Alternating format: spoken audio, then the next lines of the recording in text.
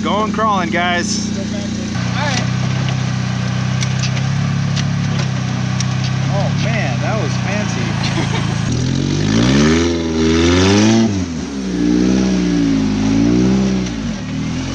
You guys hear that? That's a K24A2 Honda engine. That is badass. You're not supposed to tell me that. Well, This is pretty gnarly.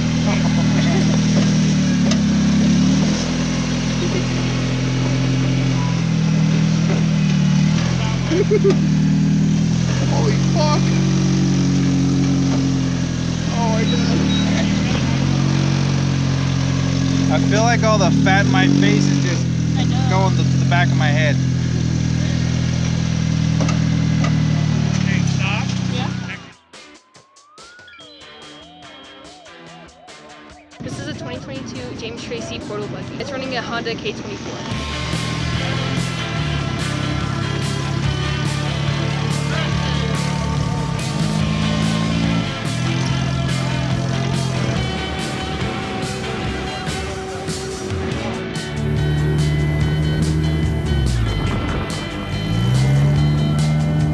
2022 James Tracy chassis, rocking Jesse Haynes portal axles, 529 gears, K24A2 under the hood, married to a Turbo 350 and a Dana 300 Jeep transfer case with a 4-to-1 gear set. A spool in the front and ARB air locker in the back that is she can turn on and off, so it goes from open to fully locked at the flip of a switch. Car weighs sub 3,000 pounds, 42-inch Maxxis tires, rocking Pro Comp beadlock wheels, PSC steering, wide open design aluminum links, and I put this car together from just a bare chassis to what you see.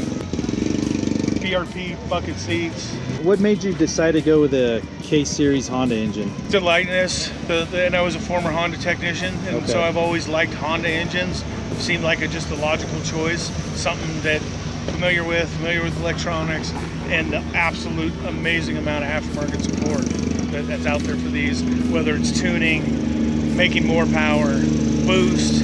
This thing is just, these motors are, again, like the old school small block of the modern era for swaps and making big horsepower out of something light and fairly reasonably priced. I think a lot of the balance is a lot of trial and error through the years. It's not a 50-50 weight bias. It's probably more closer to a 60-40, maybe a little more forward bias even than that. I haven't had this one on the scale, but we run a fair amount of water in the tires to keep that weight balance forward. Even with the front engine, we add that weight to the front to keep the car stable on steep climbs. Oh, these are the 42-inch Maxxis strip doors. Okay. Sticky compound, just made for rock crawling. They are a DOT tire, but you wouldn't want to drive them on the street. They'd probably last 1,000 miles and there'd be nothing left. These are a dedicated rock crawling tire. Got it. And we have run these for, Kendra's run for 4 seasons, and I've probably run it for close to 10. Okay. This is our chosen tire. We have used other brands of sticky tires that are out there, and these are the ones. These have put her on the podium more times than not, and we've never had a failure, never had an issue. Great tire, great wearing. They last us usually at least a couple seasons, and then we pass them on to another racer, and they probably get a whole nother season out of them. Okay.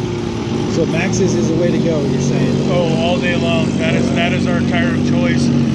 We buy these. They don't give them to us. And if we're spending our own money, this is the tire we're choosing every time. That's good to hear. So without revealing some of your special secret sauce, would you tell us what kind of tire pressure you run? Sub 10, probably. Somewhere around 10. It really actually depends on the outside conditions of the terrain. Okay. If we're low traction, we're going to be probably 5 or less. If we're high traction, we'll add some tire pressure to try to actually lessen that so we don't get in a bind situation that might break something. Power delivery is everything in rock crawling. If you've got a wall that you can't crawl, you need something that's going to give that instant throttle response to put you up on it. Where a turbo, you're almost having to power brake it, get it to start to make power, and then you don't know how the power is coming because the load may shoot up, the turbo boost may take off. With a supercharger, it literally is dependent on where your right foot is. The second you step on it, the power is there. With a turbo, you're just waiting for it. And the second you don't need it, you close the throttle, and life is good. And so, it's just easier on parts. You don't want to shoot up something with a turbo and you close the throttle and you still got that split-second boost that you don't want at the point where all of a sudden now you've got all the traction and all the weight coming down on that rear axle, or might shoot a drive shaft out. I mean, that's supercharger all the way for rock crawling.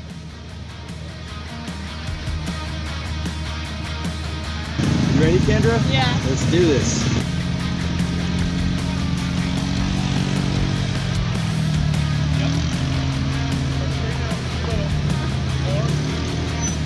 Yep, like that.